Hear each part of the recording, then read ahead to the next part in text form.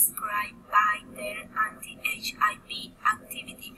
According to their characteristics, they constitute a family of cellular proteins that A-P-O-B-E-C. The members of this family are diaminase enzymes that modify cytons to resilo in cellular orphorin, DNA-RNA. Attention in nursing when assessing an individual who has been diagnosed with early chronic HIV infection. The nursing was performance. Ask about problems, diarrhea, examine the oral mucosa for injuries, checks neurologic orientation, or by the regional lymph nodes.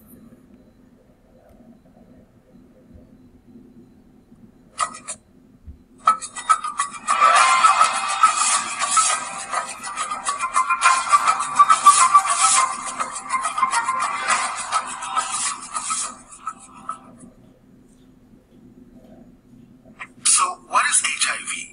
HIV is a small virus that cannot be seen with the eyes unless it is made to look much bigger under a microscope.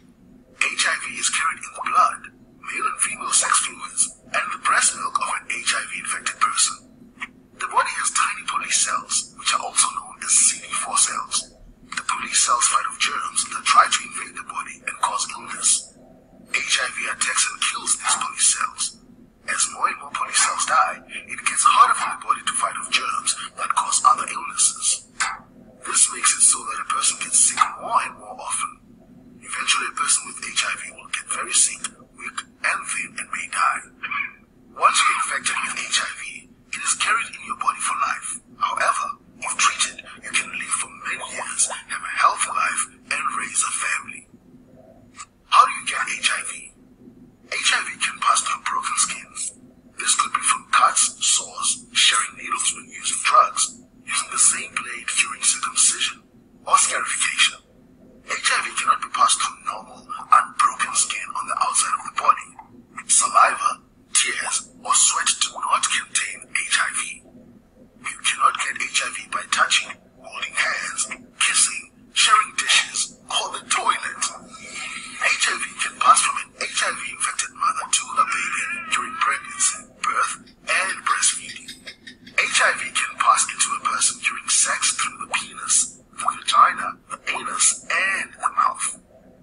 Everyone who has ever had sex forms part of a sexual network.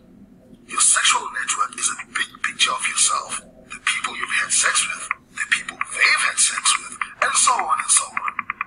If any one person in your sexual network has HIV, everyone else in the network runs the risk of being infected.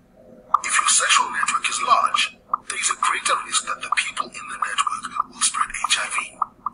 If your sexual network is small, there is a smaller risk of HIV spreading. In communities where being faithful to one partner is common, the number of people infected with HIV is much lower.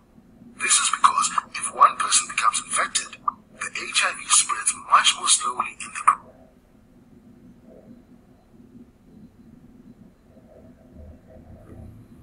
Pros and cons. The pros. They offer reader design flexibility, making it easier and quicker to identify aspects of molecules that will target the desired DNA sequence.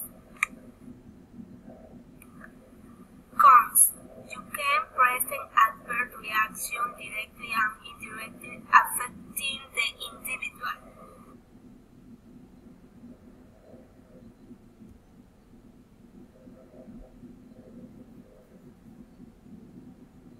So this is HIV. It's a typical retrovirus, meaning that it has an outer envelope, and in the center it has two copies of RNA, as well as an enzyme here in blue that's reverse transcriptase, which will ultimately turn that RNA into DNA.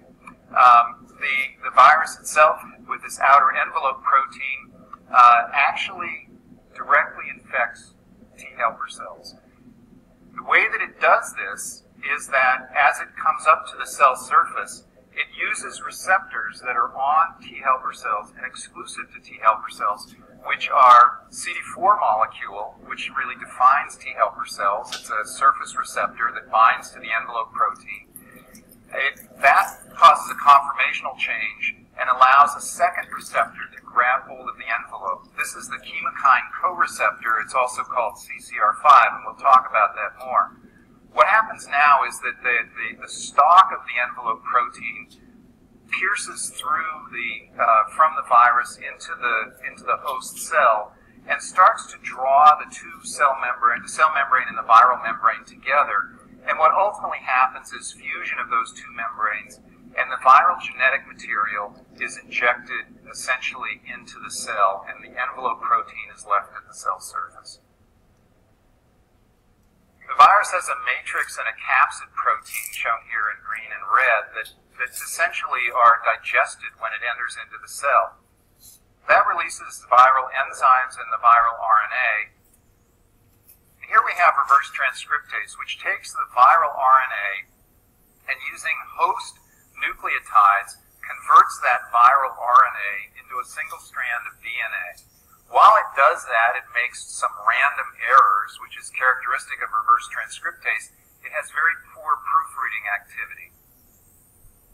That single-stranded DNA now is again reverse transcribed into a double-stranded DNA. At that point, another enzyme that has come in with the virus in the beginning, called integrase, essentially grabs hold of that double-stranded DNA and carries it through a nuclear pore into the nucleus of the cell. Within the nucleus of the cell, it finds the host chromosome, and the integrase enzyme makes a nick in the host DNA and allows for HIV to insert itself into the host chromosome. And that right there is what establishes lifelong infection.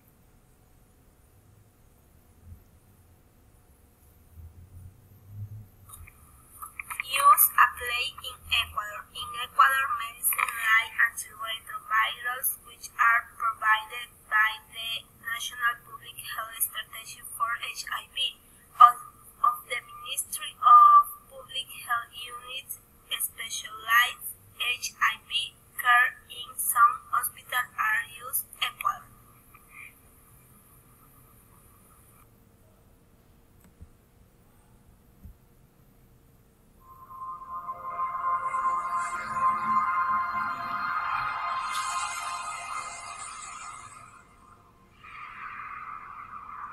The ability of HIV-1 to develop drug-resistant mutants is due to two factors: the virus's rapid replication of up to 10 billion particles per day, and the high error rate of reverse transcriptase when copying the viral genetic code.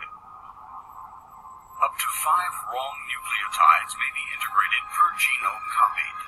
Reverse transcriptase has no proofreading activity, a mechanism by which mispaired or inappropriately incorporated nucleotides can be exchanged. These errors therefore lead to a change in the viral genotype. Statistically, every possible single mutation in the HIV genome occurs many times per day. Mutations in the sequence that codes for the viral enzymes result in the production of enzymes that are subtly different from their wild-type counterparts. The activities of the wild-type enzymes are normally blocked by antiretroviral drugs. However, some mutations, called primary mutations, induce changes in the amino acid sequence, which lead to drug resistance. The location and the pattern of the mutations determine the grade of the arising resistance. For example, the mutation D30N in protease may cause resistance to only one specific protease inhibitor, whereas mutation I54V may cause resistance to several substances in the protease inhibitor class. This is called cross-resistance.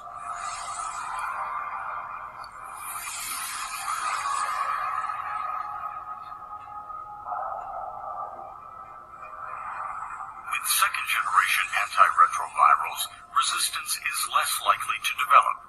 They require the accumulation of several specific mutations to become inefficient.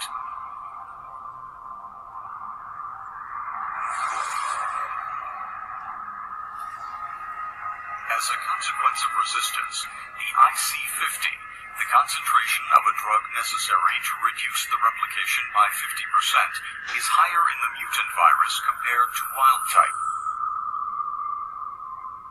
The difference in replication between wild type and mutant virus is called change in IC50. Because primary mutations decrease